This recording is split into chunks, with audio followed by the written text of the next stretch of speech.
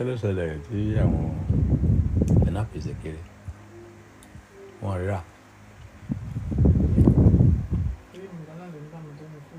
Ó rán wọn àbọ̀ ń jẹ náà. Kí ni mínì ẹ̀ yẹ? What's the meaning of that? Ta ló rà?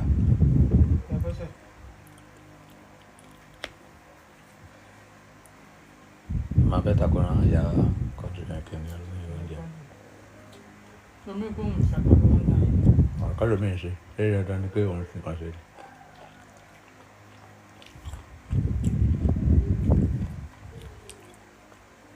Ìlọ́wọ́ náà pé tó bá ti fẹ́ lọ ra kan ra ilé tó bá kú.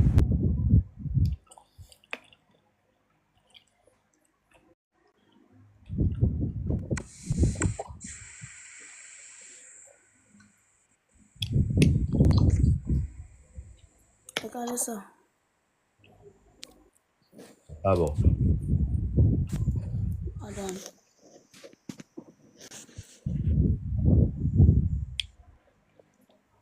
Bẹ́ẹ̀ fún mi lówó ni. Mo fẹ́ ní ìgbà ni. Kí lẹ wí? Mo ní mo fẹ́ ní ìgbà ni.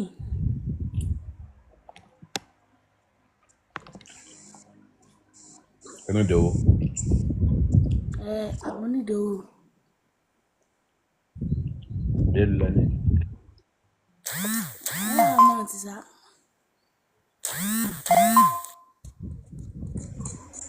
Bá fún mi lówó yẹn kí lẹ máa fi san. Màá dúpẹ́ náà.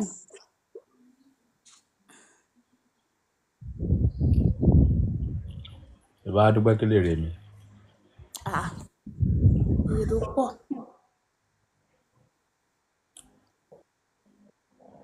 Èrè tó pọ̀ lórí náà. Èmi máa fi kan gbà kan ni o.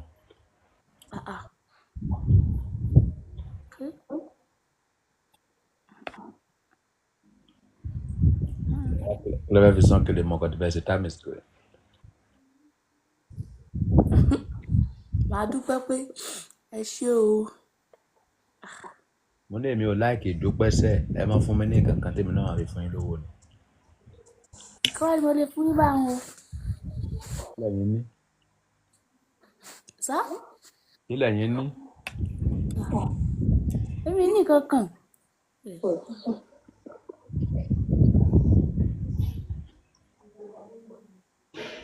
ní kankan. Ẹ bá ti ní ìkọ̀kọ̀ ká má pàdé mọ́.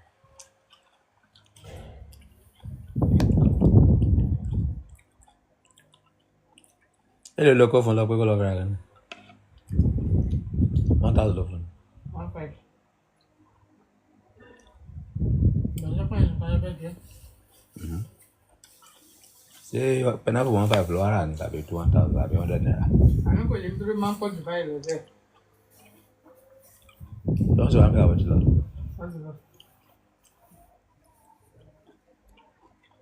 Máa ń pọ̀ jù báyìí lọ.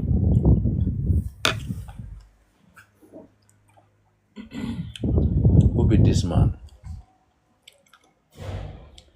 This is Adelano Adekunle Solomon, aka Dalufe Babagba one before, but now King Solomon for the whole universe. The only man that knows the secret of Oko and Obos, the only man that can talk truth to anybody and nothing will happen. If anything happen, anything will spoil, anything spoil, there will not be solution. Your fourth generation will suffer for it. I don't believe in any religion, I believe in humanity. I teach Bible, Quran, and traditional. The only righteousness man in the whole world. The only righteousness man in the whole world. I'm from Nigeria, in Yoruba territory. That is King Solomon for you. I will never be in London.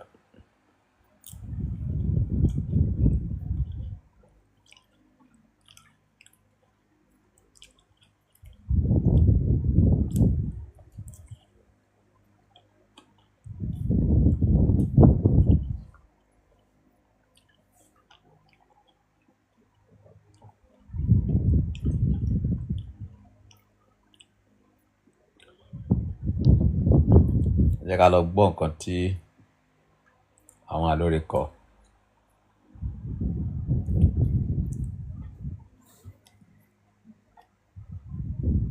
Ọlọ́run àgbáyé, ọ̀wọ̀ ni forúkọ rẹ̀.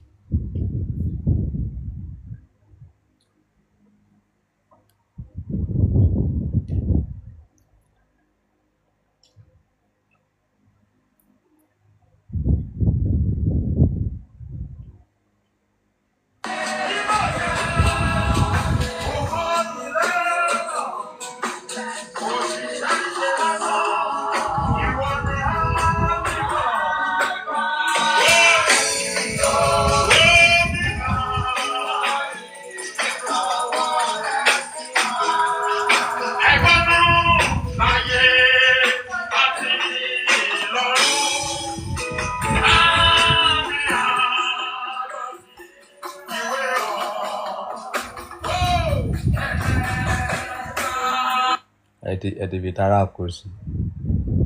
Ẹ kọ smoothly, kọ orin gàràgàrà.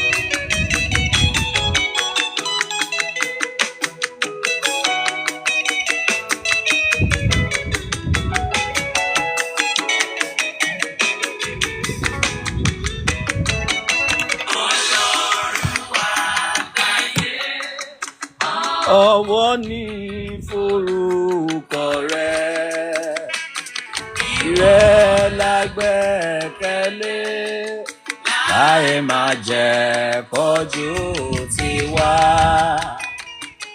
Ìkọ́sẹ̀ pé ọkọ lẹ́nà, òṣìṣẹ́ sí lásán. Wọ́n àlùfáà tí Omega, rán ìrànwọ́ rẹ̀ sí wa.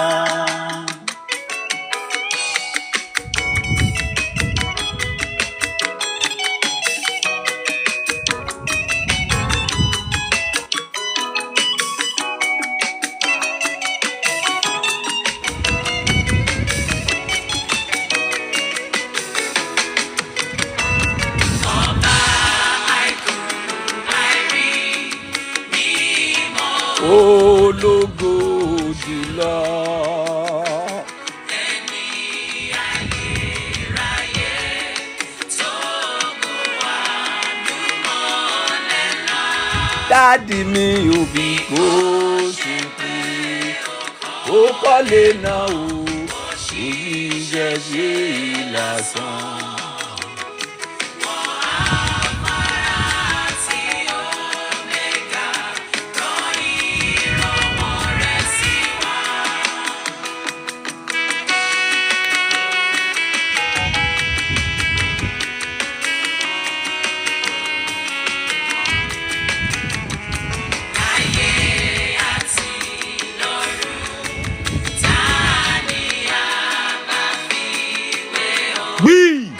Integrity. Let's stagger. Ọ̀rọ̀ máa bọ́ lálẹ́ yìí. Àbíkọ́sẹ̀ pé ọkọ lẹ́nà, òṣìṣẹ́ lásán. Àlùfáà tí Omega, rán ìrànwọ́ rẹ̀ sí wa.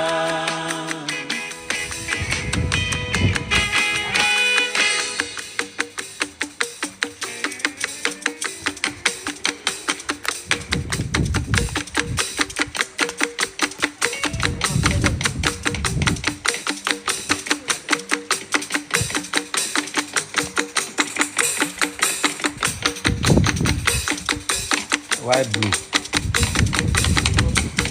Yeah, that one. Why blue? I like blue.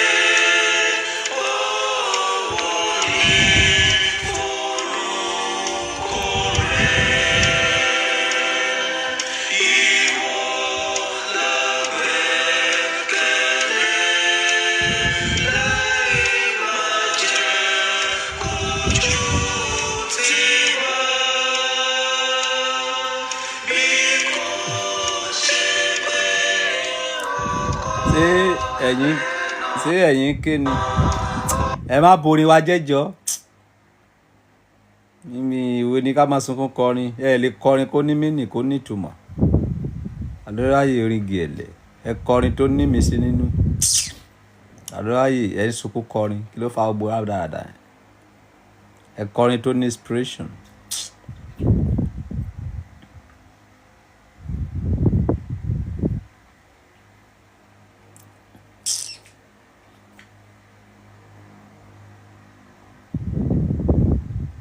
Ká gbọ́ lè iná, ká gbọ́ ọ̀gọ̀dọ̀ bẹ̀rẹ̀ sọ 2 minutes.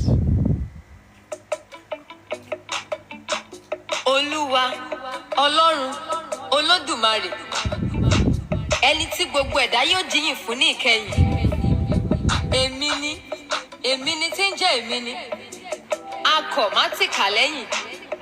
Àrágbá yamuyamu ọkùnrin ogun. Balógun nílé, balógun lóde. A ò pé, a ní òjẹ́. Ẹjọ́ ẹ pọ̀ jù kì í ṣe nǹkan tí mo béèrè lọ́wọ́ yín. Mo ní kẹ́ kọ Ọlọ́run àgbáyé ni mo fẹ́ gbọ́. Ọlọ́run àgbáyé ọ̀wọ̀ ní forúkọ rẹ̀. Àwọn orin tí Holy Center fẹ́ fi wọlé nìyẹn. Orin tí Holy Center fẹ́ fi wọlé lé nìyẹn. Ọlọ́run àgbáyé ọ̀wọ̀ ní forúkọ rẹ̀. Ìwọ la gbẹ́kẹ̀lé láyé máa jẹ́ ojú tiwẹ́. Ikú sì pé òkọ́ lè nà, ó sì ṣẹ̀ṣẹ̀ lásán. Wọ́n àlùfáà tí Omega, ìràwọ̀ rẹ̀ sì wá. Ayé Tí lọ́run ta ló bá fi wíyọ̀. Lẹ́dà aláṣẹ bàbá wa Olódùmarè. Ikú sì pé òkọ́ lè nà, ó sì ṣẹ̀ṣẹ̀ lásán. Wọ́n àlùfáà tí Omega, ìràwọ̀ rẹ̀ sì wá. ọba ikú ẹ̀rí mímọ́ ológo. Ó jùlọ Ẹni ayérayé.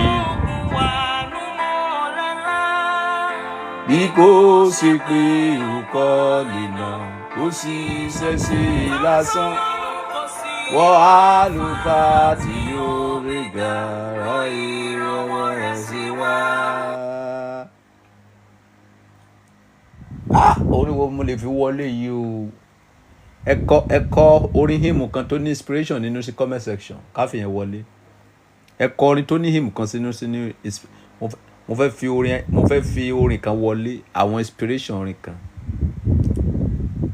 I just send you 558K.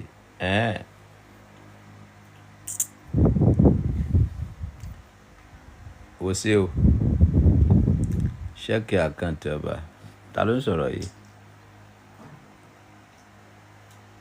Talk money. Kò tí ì dọ́dọ̀ mi níbí. Ó ní orin tí fẹ́ fi wọlé.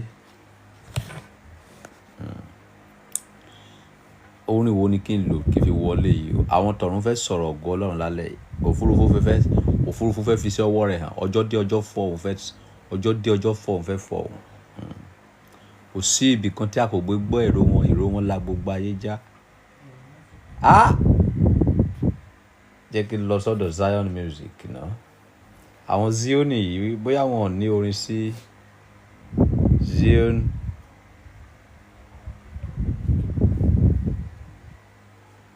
Ìlàjẹ. Jẹ́ ká lọ sọ́dọ̀ Ìlàjẹ náà bóyá a lè rí orin tó máa mú inspiration wọlé wá síbẹ̀.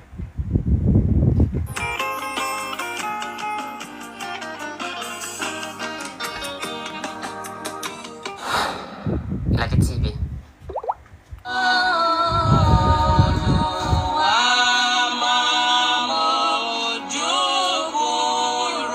Bí Olúwa máa mú.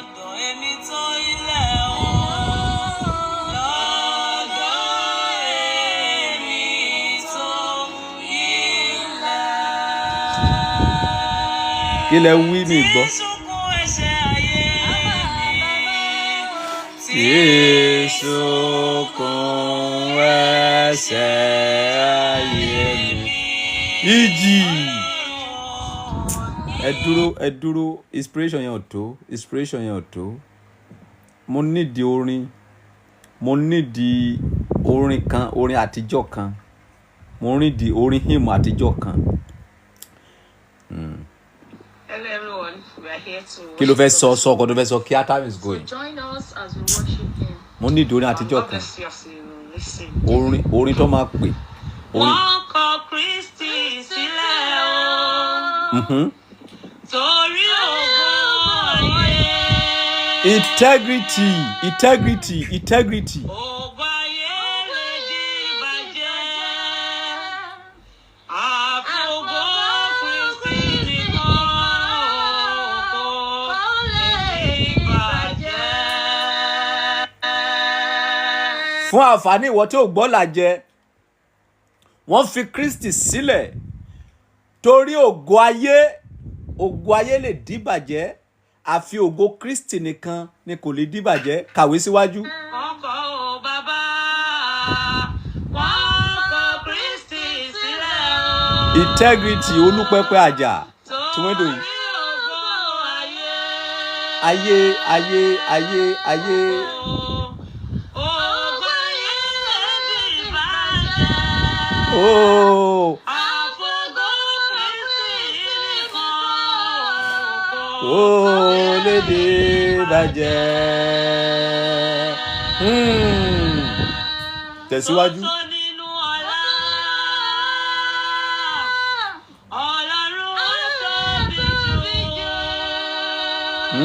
Ẹ̀dá àlàyé lè kú, ìwọ kì í papòdà. Ìmọ̀ bàbá ìmọ̀, òye bàbá òye. Èlì o, ẹ̀dá àlàyé lè kú, ìwọ kì í papòdà. Orin yìí kò tó inspiration yẹn ò tó. Mo nídìí hymn àtijọ́ yẹn. Mo nídìí hymn. Ta ló lè bá mi? Ìlàjẹ music. Mo nídìí hymn. Bàtí wọ́n jẹ́ bàbá fún mi, Jehova máa sọ̀rọ̀. Ẹ ti tún ráhùn jù níbí yìí. Kí ló dé? Mo nídìí. Jẹ́ kí n lo báyìí. Kí ni wọ́n lè lò? Báwo mo ṣe lè wọlé? Mo nídìí hymn kan tó ní ìtumọ̀. Kí lorúkọ orin yìí o?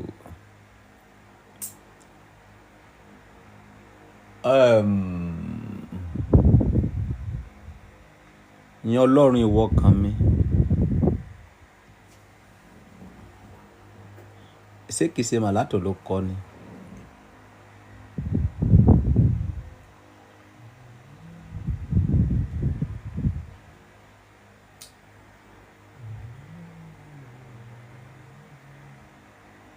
mo ní ìdí hímù kan tí mo fẹ́ fi wọlé tí olúpẹpẹ máa wá bọ́.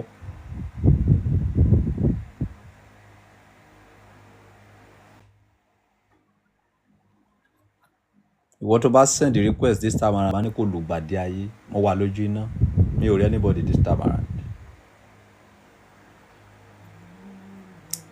Yẹ ká gbọ́ nǹkan tí ẹni fẹ́ sọ. Yes. Lọ máa gbé ìkan ẹ̀ga lọ́hùn kí n tẹ̀ pẹ̀lú owó yìí. Mo ní kán ok àwa yìn Ọlọ́run níbí. Jẹ́ ká gbọ́ ọ̀kan táwọn àlórí ikọ̀. Ìyìn Ọlọ́run ìwọ ọkàn mi. Ògo ayé yìí lọ sópin. Ìgbàgbọ́ kú ìfẹ́ tutù.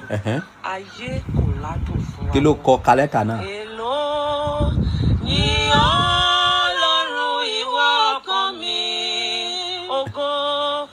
Ògo ayé yìí lọ sópin. Ìgbàgbọ́ kú ìfẹ́ tutù. Ìgbàgbọ́ kú ìfẹ́ tutù.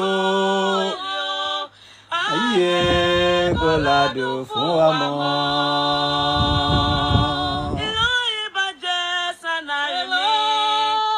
Wá ìlú ayé bàjẹ́ o, ìlú ayé bàjẹ́ o, ìlú ayé bàjẹ́ Jésù wá o. Gbí. Ìjà lóde ìjà nínú. Ìjà lóde ìjà nínú. Ẹ̀rù lóde. Ẹ̀rù lóde ẹ̀rù nínú. Láì mọ ohun tí òde báyé yìí o. Láì mọ ohun tó dé báyé o. Ìdájọ́ ni èmi kò mọ̀. Ìlú ìbàjẹ́ mi láì mí. Ìlú ayé bàjẹ́ o, ìlú ayé bàjẹ́, ìlú ayé bàjẹ́ Jésù gbọ́ o. Àkókò àwọn bàbá ńlá wa. Àkókò àwọn bàbá ńlá wa o. Ikú ènìyàn kò tó báyé. Irúfin ojú kòkòrò. Irúfin ojú kòkòrò. Lọ́dà padà sínú ẹgbẹ́. Ìlú ìbàjẹ́ sànàrí mi ò bàbá. Ìlú ayé bàjẹ́ o, ìlú ayé bàjẹ́. Ìlú ayé bàjẹ́ Jésù gbọ́. Thank you. Now jẹ́ kí gbọ́ nǹkan tí àwọn àwáyìn yìí kọ bóyá wọ́n rí kọ.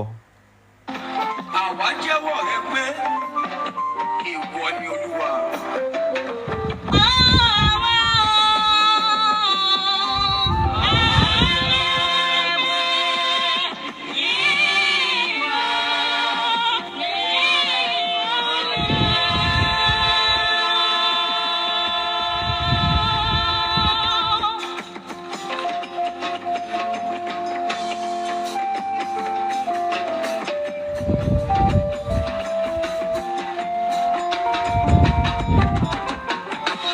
Gbogbo ayé forí balẹ̀ fún ọ, bàbá ayé títí láì. Bàbá ayé forí balẹ̀ ọ́. Bàbá ayé forí balẹ̀ ọ́. Bàbá ayé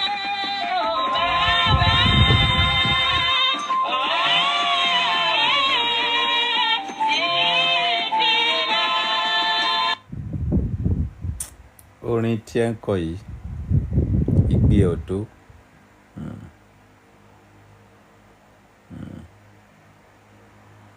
Ìgbé orin yẹn ọ̀tọ̀. Ẹ jẹ́ ká wọnú ọ̀rọ̀ lọ.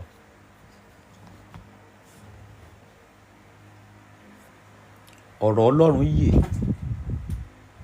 Ọ̀rọ̀ Ọlọ́run sí agbára. Ọ̀rọ̀ Ọlọ́run mú ju idà olójú méjì lọ. Ọ̀rọ̀ Ọlọ́run máa ń gúnni dé pínpín ọkàn àti mùdùmùdù.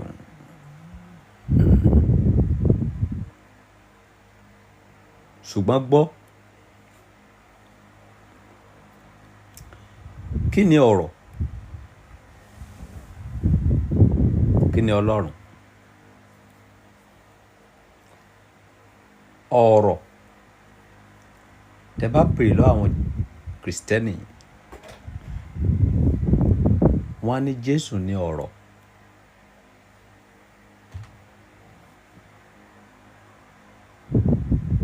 Àbí? Kí ni ìdí tó fi sọ pé Jésù ní ọ̀rọ̀? Wọ́n ní àtètèkọ́ṣe ni ọ̀rọ̀ wà. Ọ̀rọ̀ sì wà pẹ̀lú Ọlọ́run. Ọlọ́run sì ni ọ̀rọ̀ náà. Ọ̀rọ̀ tó wá wà yìí, question tá máa bèrè lọ́wọ́ ara wa ni wípé tí Jésù bá jẹ́ ọ̀rọ̀,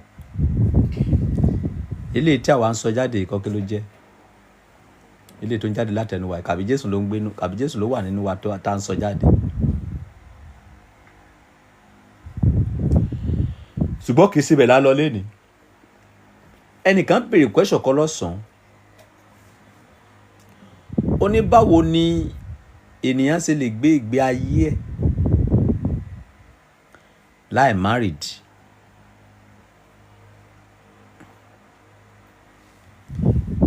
Ìgbéyàwó wà fún àwọn tálákà. Ẹni tí kò bá marry, tí ò bá lówó lọ́wọ́, ìyà máa jẹ gan o.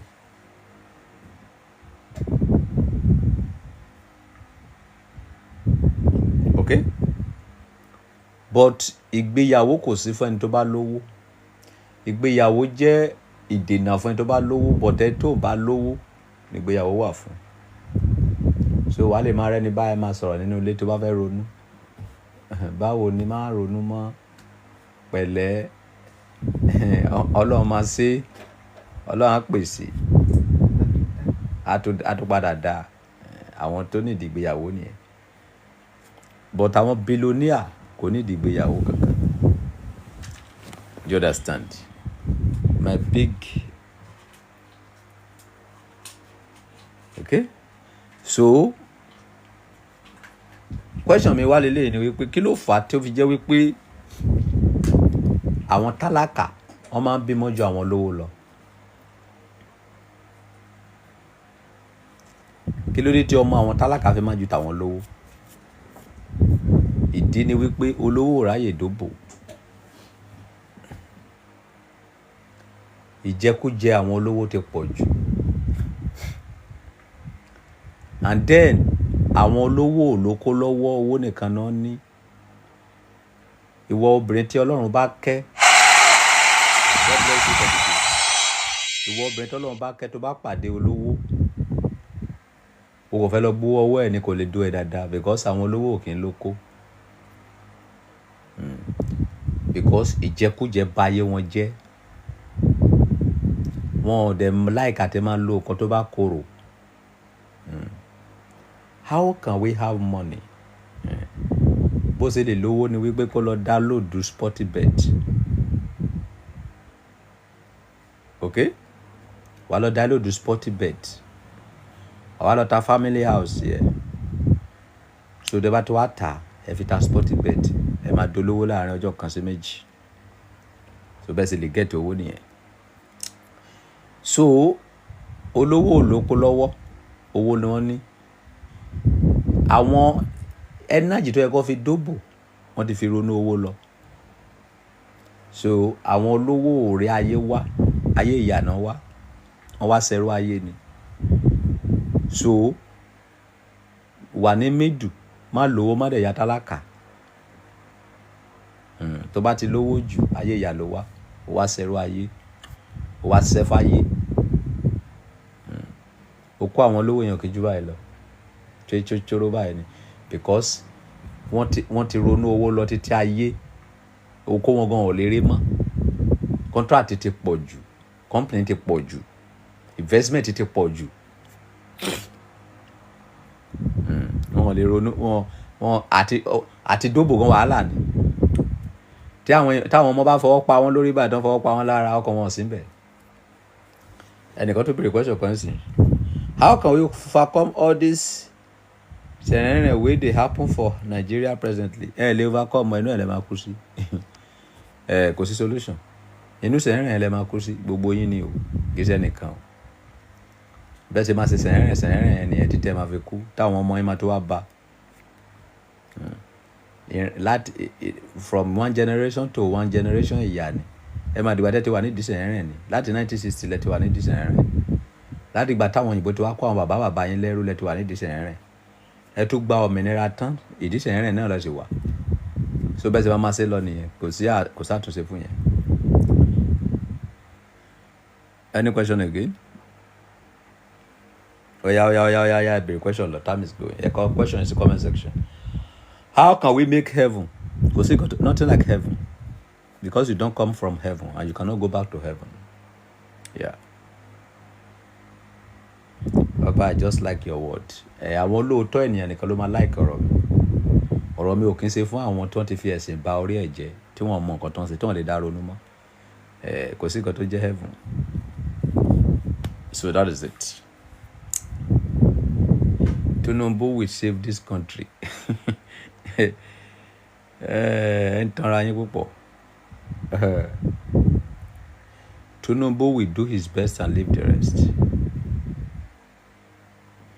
You that said that Tinubu will save this country, let me ask you a question. In the time of Buhari regime and Tinubu regime, which one is favor you? Èwo ló wà peaceful jù? Èwo ló wà manageable jù? Ní time ti Buhari àti time ti Tinubu. Èwo ló wà manageable? Answer me. Gbogbo yín sìn ká ní pé opportunity lè wà fún yín pé kí Buhari padà wá sìn ẹ̀yin náà yín máa dùn ni tá bá lè padà sí ìjọba Buhari for now. Okay? So now tí Tinubu bá wá sí tẹ́nà ẹ̀tàn tó bá tó lọ, anybody tó bá tó wọ ọbẹ̀ ẹ máa tó máa fi ọlá ìjọba Tinubu tọrọ wípé ká ní pé ìjọba Tinubu ló dẹ̀ sì wà ń bẹ ní wọ́n bá dẹ̀ dùn ẹ tó bá máa wọlé lẹ́yìn Tinubu 200,000 lẹ́bàrágá àpò rice ẹ ò ní choice. Yes, lẹ́yìn tí Tinubu bá parí ìjìmọ̀ ẹ̀ tán ẹ tó máa wọlé lẹ́yìn Tinubu 200,000 ló máa ta àpò rice. Epo ẹ máa ra ní 5,000 naira per litre, because bí ilẹ̀ bá ṣe mọ́ nìkan ṣe expenses nǹkan ṣe wọ́n sí. Ìgbèsè tẹ́ jẹ lénìí, ìgbèsè tẹ́ Nàìjíríà jẹ nísìn tó bá máa di tenure another government ìgbèsè yẹn tó pọ̀ sí. Bí gbèsè bá dẹ̀ ṣe ń pọ̀ sí la máa ṣe máa bíìlì yín sí. So kò sí pé àdúrà kò sí àdúrà kò sí anything tó fẹ́ gbé. Nǹkan ẹyọ kan tó lè gbé òun ni wípé kí gbogbo yín kẹ́ pera yín jọ wípé now ẹ jẹ́ ká tún Nàìjíríà ṣe. Tí gbogbo yín bá ti ready láti tún Nàìjíríà ṣe, Nàìjíríà máa wà okay. But kì í ṣe pé kẹ́ máa expect government kan kàbí governor kan kàbí president kan kó wá tún Nàìjíríà ṣe. Èmi tó lọ yáwó ẹ̀sìn tí mo fi jẹ president, tí mo fi campaign tí mo fi jẹ president, ẹ wá expect pé kí wá tún Nàìjíríà ṣe. Mo máa bàjẹ́ ṣe ni.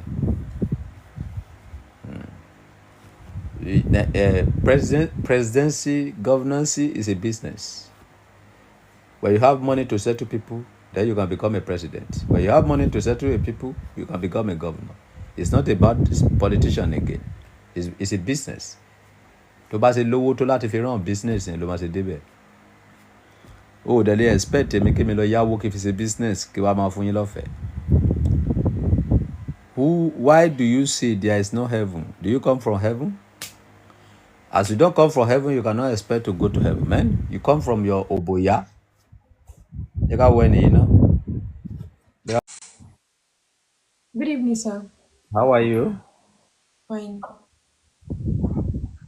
What is going on?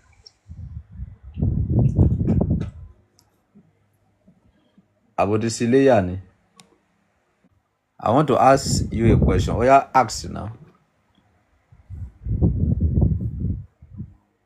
Ask your question in the comment section. So that Baba simply in the comment section. I believe you because your prophecy in time of Buhari that we are going to buy petrol 1K. Yes. because the more the thing is changing. Ẹ mọ iye owó tí Tinubu fi campaign fún yín ni. Ṣé kò ní gbowó ẹ̀ padà ni, kò ní jèrè ni. Téèyàn bá ṣe business, ṣé kò ní jèrè. You never see anything. You just started. You never see anything. How can I pay you, sir? Okay, o fẹ́ pa mí. How can I pay you? Tẹ́ bá fẹ́ pa mí, very easy. Tẹ́ bá fẹ́ pa mí, nǹkan tó kọ́ máa ṣe ni wípé o máa di ọwọ́ mi àtẹsẹ̀ mi, wàá gbé mi sínú àpò, wàá lọ sọ mí sínú omi. Very simple case. Mo ti lọ nìyẹn. Any question again?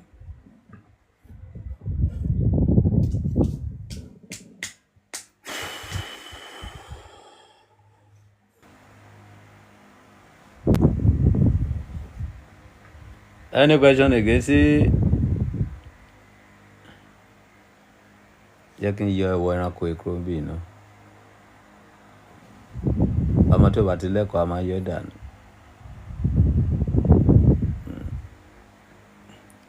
Is it good idea to get married this season? Ẹ tó lọ marry nísìnyí ó mọ̀ ẹ́ mọ̀ fẹ́ sórí ibú ni. Wá ẹnìkan fún lóyún ládùúgbò kẹjọ máa bọ́ ọmọ. Ẹ má fẹ́ anybody sí ladies time around you.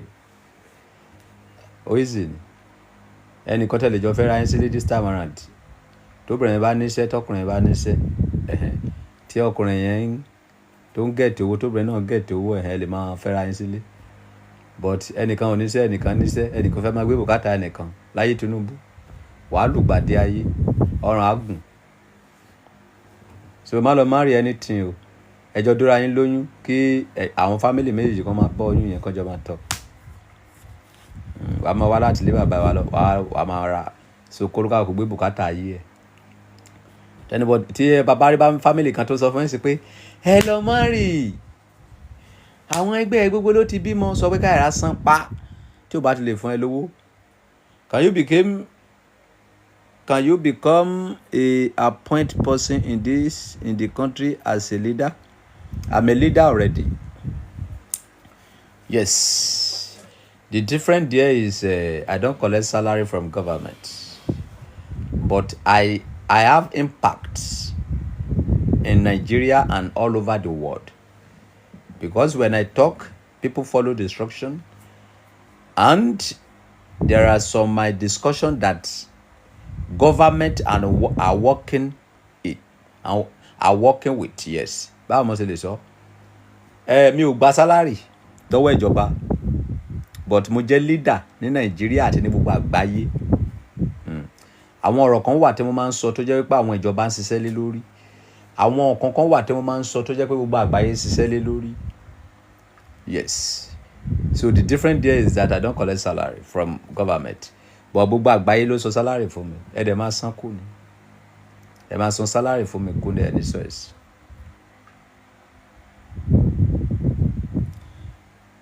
Oba, tell me how to succeed in this regime. The way that you want to use to succeed is to go and play sporting bet. Sporting bet nìkan ló lè fi succeed láyé táwa ẹni sìn.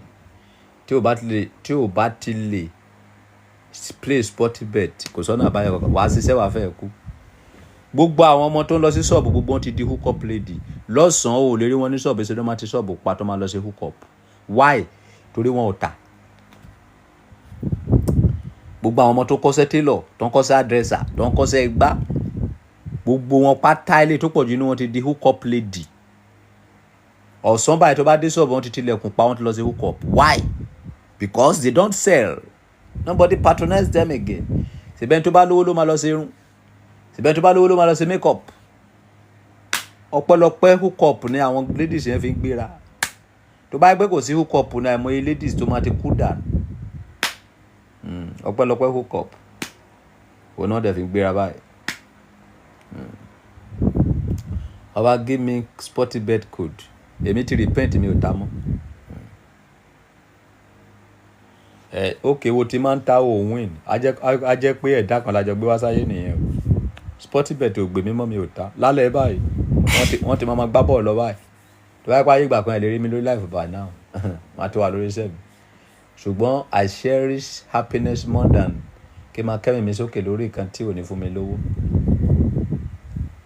Oba, please, I need the address to your church. I want to come and see you, sir. When I don't go to church again. No.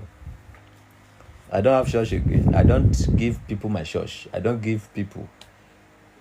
How many days have you seen me in the church?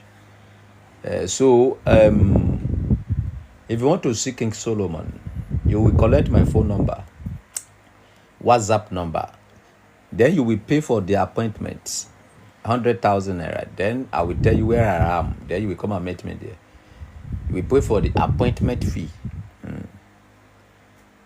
Mi ò lè ta church, màá fún èèyàn ni.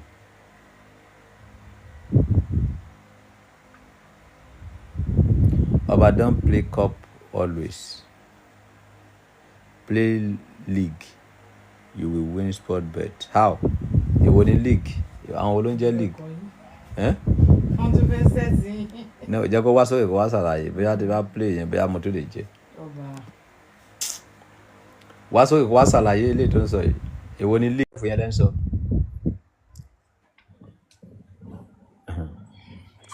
Sáwọn tó máa ń gbá life yẹn lẹ́ ń sọ? No, kò ń ṣe àwọn tó máa ń gbá life o.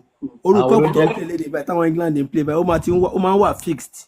Ó máa ń jẹ́ kéèyàn lose gan. Ó lè rí káwọn tó bá Man City play lé nìkan ọ̀nà Man City.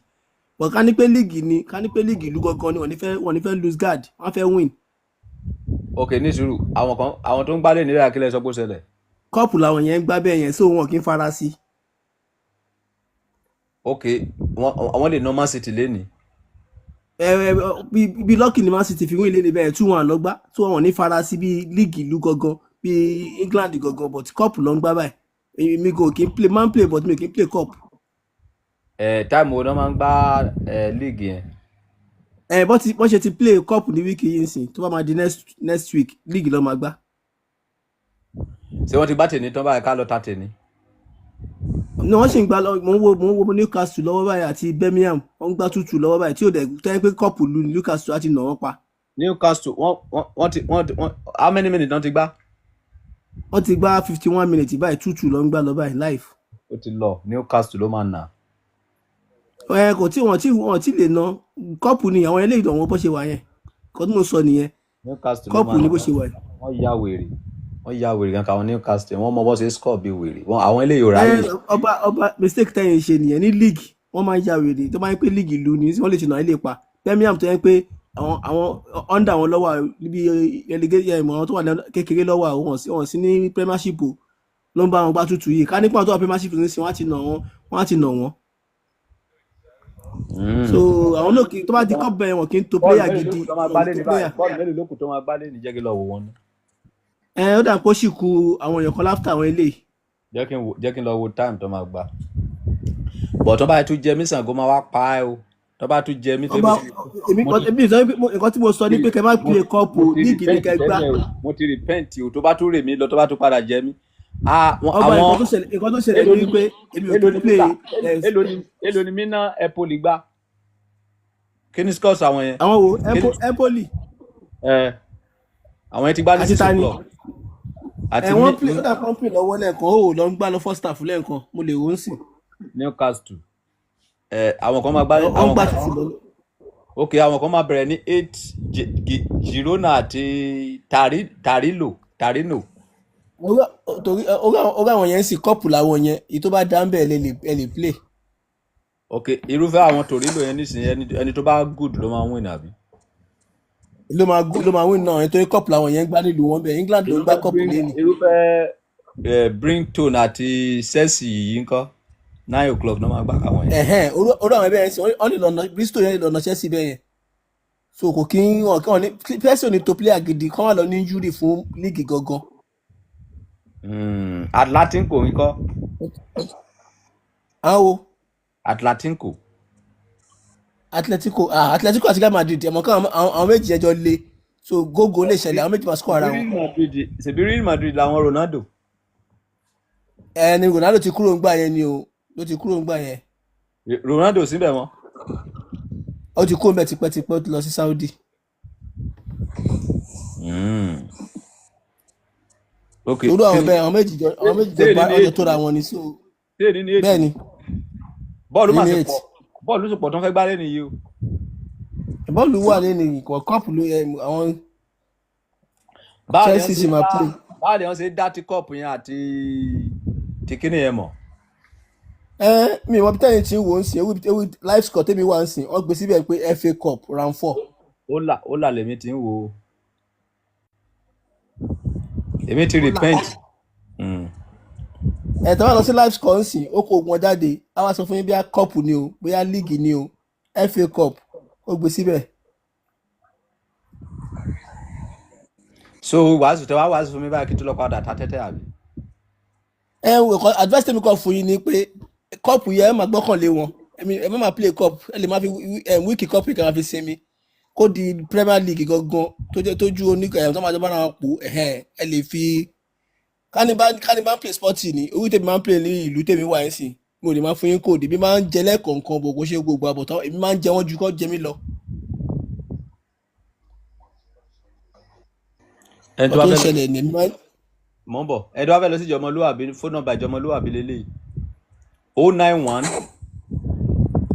1873 9878 091 1873 9878 091 1873 9878 WhatsApp nọ́mbà ìjọmọlúwàbí nìyẹn. Àwọn brain yìí wọ́n ya wèrè gan díẹ̀ o. Àwọn wo ni ẹ? Àwọn Brighton yìí wọ́n lè ná sexy. Wọ́n fẹ́ bá Chelsea play. Wọ́n lè ná sexy. Torí kọ́ ọjọ́ wọn Premiership ni so wọ́n lè ná Chelsea the sense pé àwọn máa fẹ́ play cup yẹn dáadáa ju Chelsea lọ. Wọ́n lè ná Chelsea kò so àwọn yẹn ò kì í but wọ́n á pé Premiership ni Chelsea máa lù wọ́n dáadáa. But tí mo ń tọ́ láti sọ dẹ̀. Níbi tí Chelsea gan mọ́ bọ́ọ̀lù ìgbà mọ́ lọ́jọ́ mẹ́ta yìí rádaràdà náà dẹ̀ ń gbá o.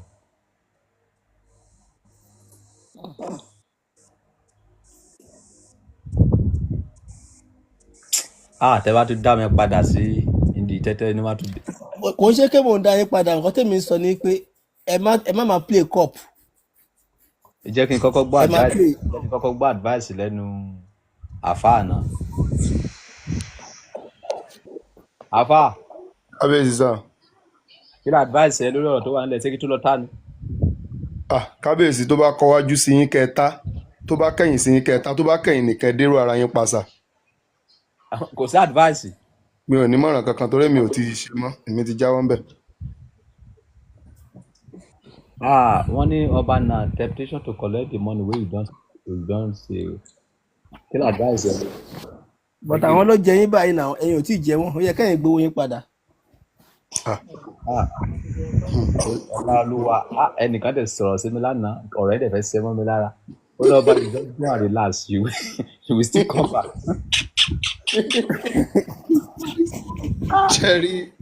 ẹni sùúrù náà ṣé kò sí nǹkan tí a lè ṣe tí mo lè fi jẹ àwọn arábí tí mo lè fi jẹ 1 billion wọn kí n má ta mọ́. Ọba nǹkan tí wọ́n lè ṣe wà orí àwọn èèyàn kan máa ń ṣe ìgbọ́bọ̀ kan wáyé wà tó máa ń jẹ dáadáa ó kàn lè gbé orí Real Madrid ẹnìkan lẹ́nu kó fi 150 million sí. Another key tún nìyẹn o. So èèyàn ní sọ pé òun fẹ́ gé géèmù 10 òun fẹ́ jẹ kò possible. Irú bá àwọn Real Madrid yẹn sìn èlò ni wọ́n gbé. Mi ò sọ pé kí ẹ lọ gbé Real Madrid báyìí wọ́n ṣe máa lé o. Kábíyèsí ó mú ni wọ gbèsè pápápá ó gbìyànjú jìnnà sí kéèyàn rí ṣe o ẹrù dáadáa o. Ẹ wá èwo ni preaching ṣé mo sọ pé mo need advice ni. Èmi ò wá sùn sí iṣẹ́ pé ẹ̀yin náà lè máa wá sí ẹ̀yin náà lè máa. Mo ti sọ ọkọ tó fẹ́ sọ wo ni tó bá ti kọ́ wájú sí mi kí n ta kí ni tiẹ̀ sí owó ẹ̀ náà fẹ́ jẹ ni. Kábíyèsí bọ̀ ẹ̀yin náà lè máa wá orí TikTok wá sọ o. Ṣé rocket yard science ti kú ni ṣé Dave ti kú ni ṣùgbọ́n sì wà láàyè. Ṣèbí sápá ti mú mi lánàá ṣèbí mo ti tó lówó padà. Jẹ́ kí n gba advice lẹ́nu èèyàn ẹ̀yin tẹ́ wà ní comment section yá advice mi ṣé kí n lọ tákà. Kábíyèsí ẹ lè gbé àwọn woman yẹn wọlé bóyá wọ́n wá rí mọ̀ràn fún yín àbádùn àtàn lè fún yín sà. Gbogbo àwọn girls yẹn wọ́n ti lọ dùn gbogbo wọn ti lọ ṣe púpọ̀. Ọba owó géèmù ní Real Madrid àti àwọn Atletico yẹn èmi mo lè fàyè mi ta gógó àwọn méjì máa score ara wọn mi ò wá lè sọ ọkọ tọ́mọ ẹni tó máa win ni o. Ok wọ́n máa gbá gógó. wọ́n máa gba gogo 100%. kí ló ta gogo 10 million. Ẹ lè gbé yẹn wà ló máa wá sẹ́ lókè tó bá ti wá tẹ́ bá ta màá sọ fún yín pé mo sọ fún yín máa kọ́mẹ́ǹtì mẹ́rin pé mo sọ kó máa wá mi ò àmọ́ tó máa win no. níbo lẹ ń gbé. mi ò sí Nàìjíríà London lèmi wà. kí ni nǹkan tẹ́ ní sí Nàìjíríà tẹ́ lè fi dúró. ọba èmi ni mo wá sórí live lọ́jọ́ kan báyìí tí mo wá fi ọjọ́ ọ̀rẹ́ mi kan sùn ọ̀tá tí kò sí wàhálà lórí ẹ̀ ọlá k ẹran tí ń gbà yẹn tí mo sọ pé mo wà ní Dubai. yes. So èmi ò kì í ṣe oníkíní àti dúró kọ́ ní issue mo mọ̀ kó máa wá ni. kí lọ gbé gogo Atletico yẹn àbí. Atletico àti Real Madrid yẹn ó máa wá gogo wọn mi ò á lè sọ̀rọ̀ bá lọ fi géèmù mi sí tó bá bàjẹ́ o. èmi ò kì í gbé góò méjì géèmù ẹyọ kan máa ń gbé.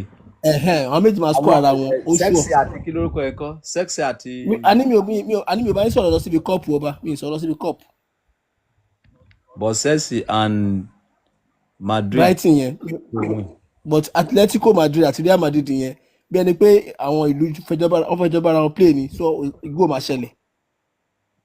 so góò méjì máa ṣẹlẹ̀. mi ò sọ góò méjì o àwọn méjì máa score ara wọn wọ́n lè gba 1-1 wọ́n lè gba 2-1 but góò àwọn méjì máa score ara wọn. ọ̀yá ní glory kí lórí sọ̀rọ̀ tó wà nílẹ̀ yìí pé máa pa kámẹ́rà mo fẹ́ lọ wọnú tẹ́tẹ́ lọ nù. kí lórí sí ṣé máa jẹ. ọba mi o. bá mi yẹ̀ wò ṣé máa jẹ. ṣé yà sọ̀rọ̀. ọba. wọ́n máa ṣe máa jẹ àbí mi ò ní jẹ. ṣé tètè mo sọ wípé mo ní ẹ máa jẹ ṣé ọba ẹ máa jẹ ẹ fọkásì dáadáa o ẹgbẹ́ mi níyàn máa fún yín lówó ṣé yàn fún yín lówó lánàá tó níyàn máa fún yín lówó ṣé yàn wá fún yín lówó lánàá ẹ sọ yẹ pé ọdún glory fún yín méjèèjì pé yàn máa fún yín lówó ènìyàn dẹ̀ fún yín lówó ẹ sọ yẹ. bó o sọ̀rọ̀ yẹn fún mi má fi kún bó o sọ pé ẹnìkan máa fún mi lówó. mo sọ fún yín ẹbí lọ́yàn comment section mo sọ fún yín ẹbí lọ́yàn comment section. ẹjọ́ polówó sọ̀rọ̀ Dr. Dre kí lẹ rí jọ. ẹ kálẹ́ sà. ẹ káàbọ̀. ṣẹ́tìrì mi tí ibi bá sọ pé kẹ lọ ó mi pè mi ìfẹ́ sọ mind mi fún yín nìyẹn ẹ lè lọ kẹ jẹ mi I have no doubt but tẹ bá jẹ yẹn ó máa tún jẹ́ kẹ́ tó mọ̀ pé ẹ lè tún máa lọ sí kẹ́ máa lọ sí ẹ dẹ̀ mọ̀ implication pé kẹ́ máa lọ sí yẹn so that's why lè máa ṣe sọ pé kẹ́ máa lọ. Okay, please. Thank you very much. Tell me, how many 1 million kí máa lọ. Sá. Tell me, how many 1 million kí máa lọ. Ọba pẹ́pẹ́ ti rẹ́sì lánàá ẹ jẹ́ ká mú mi sí yẹn.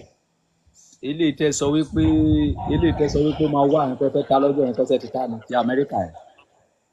Ọ̀la ló máa gbà yẹn ọ̀la ni. Níbo náà ti fẹ́ gbà yẹn? Amẹ́ríkà mi wà lọ ti máa gbà. Bọ̀ ṣé kò sí ilé tí mo lè máa ta permanent tó jẹ́ wípé wọn ò ní jẹ mí ni. Ọ̀gá àwọn pípì yẹn wọ́n mọ nǹkan tó ń ṣe. Ẹ lè ta kẹjẹ I have no but the moment wá ta yẹn ẹ máa tún fẹ́ padà lọ ìpadà lọ yẹn ní ibẹ̀ lọ ti máa dúró dè yìí. Tẹ bá ta ilé tẹ bá jẹ ẹ wá wò pé bóyá kẹta kẹjẹ kẹ má lọ síbẹ̀ for a while tí èyí tó tún ti ṣọ́ba tó ti wà kẹ tún ta. But left to me ẹ mọ̀ pé mi ti sọ láti lẹ̀ pé èmi ò kí n ta tẹ́tẹ́ so mi ní advice kẹ ta tẹ́tẹ́. But ẹ jẹ $10,000 lọ́jọ́ kan.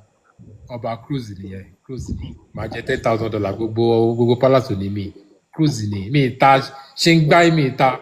Ok ẹ̀yin náà máa gbéyàn ní gbogbo. Àjíjọ ń ṣe gbogbo ẹ̀ ní ọba.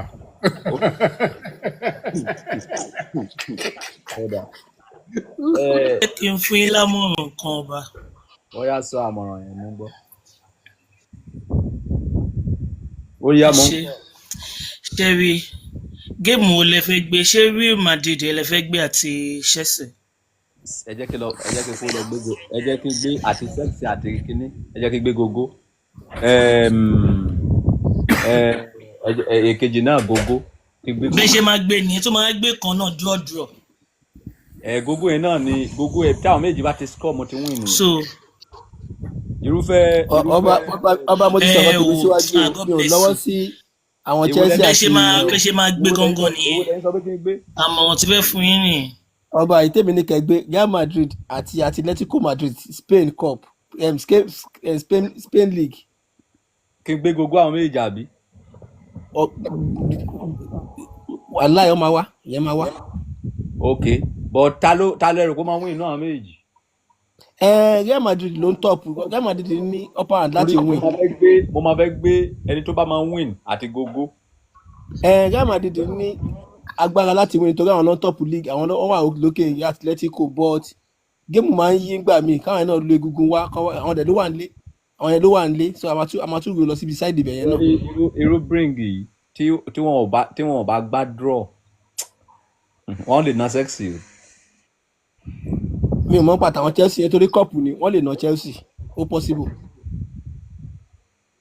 ṣé géèmù yẹn àwọn ọba ẹgbẹ́ ní winning náà ẹgbẹ́ kan winning. yá mi 500,000 kí n fi 30 bá ti. ẹ tó wá gbèdé ọ̀dà wọn náà ní winning so ẹni wọn tó bá win náà méjì owó yìí máa jáde owó yìí máa wọlé. wọ́n lè tó bá lọ gbá draw nǹkan. owó wọgbó nìyẹn. ẹ tó máa gbé wọn ní ìṣó ẹ máa pín owó yẹn mẹ́ta ní ọba. kò ní pín ní kò ní pè. tó bá yẹ pé wọ́n pín. tẹ́ wọ́n ti gbé gbogbo wọn bẹ́ẹ̀ má mi sọ pé wá play kan tẹ́ pé kò sí ní ó tẹ́ fi play yẹn máa wọlé padà. kan tó ṣẹlẹ̀ ni wípé sẹ́rí ká ní pé èèyàn lè máa tá lọ báyìí pé kó máa gbé mẹ́ẹ̀ta ìjọ tó bá win kó win ìjọ tó bá dẹ̀ lost kó lose. but èmi fẹ́ jẹ 100 million lọ́jọ́ kan nǹkan tó kó bá mi. but ọba tí ọba ń gé mẹ́tẹ̀ẹ̀ta ń gbà mí ẹyọkan ò ní máa wá rárá méjìlá máa wá. how. tẹ bá gbé winning tẹ gbé draw tẹ dẹ̀ gbé bí akíní kan ìsídà kan gbé lùlù kan gbé kan lù kó má gbàdúrà rárá. no nǹkan tèmi sọ ni wípé èèyàn máa gbé tapá ẹbí á gbé tapá ẹbí. táwọn méjì bá win nìkan. so ó dẹ̀ máa gbé draw náà. tó bá gbé draw owó yẹn ò lè pè owó tó yẹ máa lóṣù máa tó wá pọ̀ ju. ìjọ tí ẹni tí ọ̀dí ẹ bá pọ̀ tó bá win wò jẹ lọ. ìjọ tí but ẹ mọ̀ wípé from example nsìn tí bá gbé mẹ́ẹ̀ta tó bá yẹ pé ẹni tí ọ̀dí ẹ pọ̀ jù lọ́wọ́ kọ́ score sẹ́wọ̀n pé ọ̀dí tí bí máa lọ sókè máa tún gbé owó lè gé. ok ẹ máa cash out ti yẹn máa tún lọ sí báyìí. ó possible bẹ́ẹ̀ ṣùgbọ́n tó bá jẹ́ pé bíi late hour lọ score nǹkan tó bá jẹ́ pé bíi late hour tó ti wá blọ́ọ̀kù àti lọ cash out nǹkan. owó wọgbó nìyẹn. so gbogbo náà lè máa mú sí ṣàìná náà ní tẹ́tẹ̀ tí ó bá jẹ́ èèyàn á jẹ́ náà méjèèjì ó bójú bára wọn. ọtí ìwà kú bèsì lórí kọ́nà yẹn nǹkan. ẹ ti gbé kọ́nà gbà mí tẹ́ máa sọ pé kó ibi akí kọ́nà mẹ́ta wá tẹ́lẹ̀ rí kọ́nà ẹ̀yọ̀kan. so possible ni kí kọ́nà kọ́ má gba kọ́nà rárá tó máa parí bọ̀. mo ti play game kan lọ́jọ́ kan rí tẹ́lẹ̀ first half kò sí kọ́nà rárá mo dẹ̀ ní wọ́n máa gbá 7 kọ́nà kí lè tó máa fi parí game kọ́bù kọ́nà tó wáyé ojú mẹ́rin lọ. bẹ́ẹ̀ ṣe lùgbàdì ayé lọ́jọ́ yẹn nìyẹn. mo lu o. ẹ jẹ́ kí n tọ̀. mo lu gidi ni. èmi tó yẹ pé mo sùn lọ́sàn-án mo ń lálàá. ṣèyí kí mo kí yín o. ní glory sẹ́yìn náà tí ì jáwọ́ ni. ṣé mi èmi kẹ tọkọ mi bá ti sẹ́yìn owó oúnjẹ mi sí mi ń sì máa lọ fi play tẹ̀tẹ̀ ni. ó dáa púpọ̀ ẹ sáà mọ́ pè mí dá sí i ọlọ́run ti yọ ògbóré dèdè yẹn nú ayé tèmi. Dr. Dre. New glory. Sàgbà ọlẹ́ máa sẹ́yìn owó oúnjẹ sí mi. ẹ sọ pé ọkọ yín èmi ọ̀dọ̀ kìí sọkọ yín. kí lẹ sọ. ẹni tọkọ yín bá ti sẹ́ẹ̀dọ̀ oúnjẹ èmi ọ̀dọ̀ kìí sọkọ yín. àwọn ẹ̀dá pọ̀ láyé àwọn ẹ̀dá bèèzó pọ̀ láyé. ẹ̀yin náà ni mò ń sọ náà kọ ọ̀run dé send money. ẹjọ́ mo ń sọ̀rọ̀ lọ́wọ́ èmi tó ti ronú padà pé mi ò ta tẹ́tẹ́ mọ́ ẹnìkan kan wá from nowhere tó ń fún mi láti báyìí. ọba kò lè dákọ̀ jẹ́ yín lọ náà lè jẹ́wọ́ padà kẹ́ máa ta mọ́ ó pè. Are you sure? a ní gógó Real Madrid àti Atletico máa wáyé 100. ọba ẹ ń fi ìran tèmi ẹ fi ń ṣeré yóò dábàá máa jẹ ẹ ní mọ̀. mi ò lè sọ pé iye báyìí ni kẹ́ fi sí o ọmọ kọ́ ẹ̀ ní pọ́pátì tó pọ̀. ṣé kí n gbé 50 million lé. mi sọ fún yín pé ìbùkún ní fọ́ọ̀mù náà tó fọgbọ́n ṣe. 150 ẹgbẹ́lé.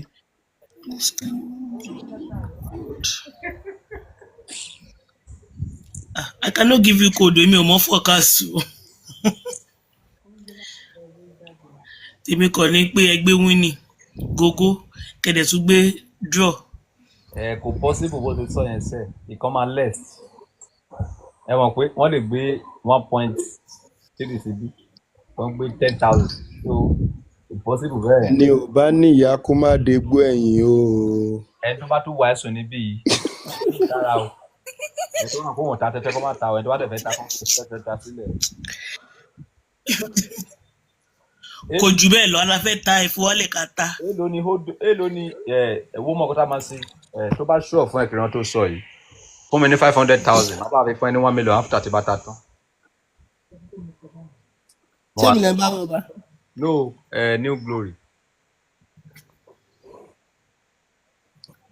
ọba ẹbẹ yín wò mí jẹ tó ní 500,000 lọ́wọ́ ojú mi kàn ń dán ni àánú olúwa ni àánú olúwa mo fi ń dán o ṣíbọ̀ kò sí lọ́wọ́ rẹ̀ ṣíbọ̀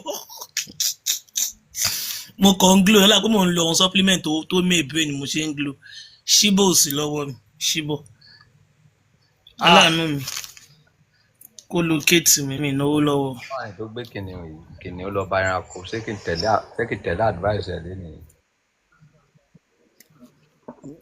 tẹ́bà tẹ̀lé tó bá ti gba sọ́ọ̀fù àkàn mo ní whatsapp yín màá kàn sọ fún yín whatsapp pé ṣe pé mo sọ báyìí màá sọ fún yín náà. ok yá mi ní 10,000 kìsà. ọba ẹgbẹ́ méjèèjì pé kíkan kàn méjì go.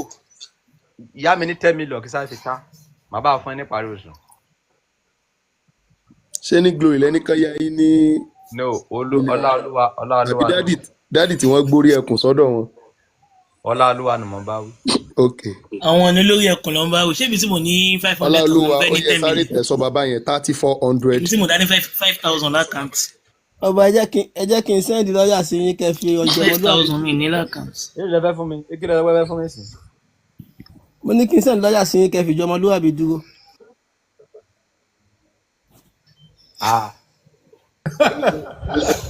ìwé mo fẹ́ ta tẹ́tẹ́. àjọfẹ́ ṣòwò ni. náà ẹ̀yin lẹ sọ wípé ó ṣùọ̀ fún yín náà ká kàn fi 10 million sí náà. èmi ò kàn fẹ́ káwọn pípín yẹn náà jẹ yín gbé ni kẹ́yìn náà bá lè rówó yín padà. ọba ẹ fi mí dúró. ok jẹ́ kí n fi new glory dúró. bí a tẹ bá rí bí new glory bí a bí 50 o a sì lè gbà bẹ́ẹ̀. mi gbọ́. ṣé bẹ́ẹ̀ ni new glory wá gbọ́pọ̀ tó ní. new glory wọ́n 10 million naira lọ́sẹ̀ yẹn. adóbárí mọ́ tó sì mọ́ lórúkọ new glory. kílẹ̀ mi ọláolúwa kílẹ̀ mi. ẹni sùúrù ẹ jẹ́ kí bèrè lọ́wọ́ àwọn olùsẹ̀ntà bóyá kí n lọ kí wọ́n lọ. ẹ̀yin olùsẹ̀ntà àmọ̀ràn tí wọ́n ní kí wọ́n mú wá ẹ̀sẹ̀ kí n tẹ̀ wọ́n padà bọ̀ ní 12 o'clock o màá wá sọ fún yín bí mo jẹ bí mi jẹ tí mi bá jẹ èpè máa pa má nìyí. ọba tẹ bá jẹ ńkọ́. tí bá wá jẹ màá máa gbàdúrà fún ẹ lọ. kábíyèsí ṣe bí